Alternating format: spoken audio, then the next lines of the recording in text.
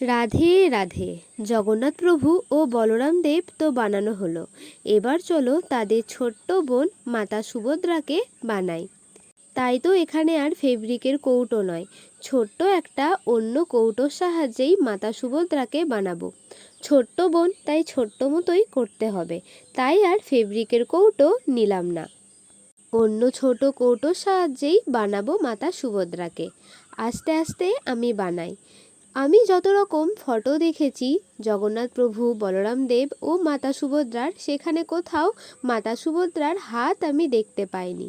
কিন্তু আমি এখানে মাতা সুভদ্রার হাত নিজে বানিয়েছি, নিজের মনের মতো করে। কারণ বানাতে বসেই আমার মনে হয়েছে যেমনটা আমরা করতাম ছোটবেলায় ভাই বোন দাদাদের সঙ্গে ছোট্টখাট্ট জিনিস নিয়ে ঝগড়াঝাটি, তেমনই আমার মনে হলো যদি মাতা সুভদ্রা, বলরাম দাও আর জগন্নাথ প্রভুর সঙ্গে খুনসুটি শুরু করে এই হাত নিয়ে, তাই আমি হাত বানিয়ে দিয়েছি নিজের মনের মতো করে। আমার ভুল ত্রুটি এখানে মার্জনীয়। আর আমার মাতা সুভদ্রা কেমন হয়েছে অবশ্যই জানিও। জয় জগন্নাথ।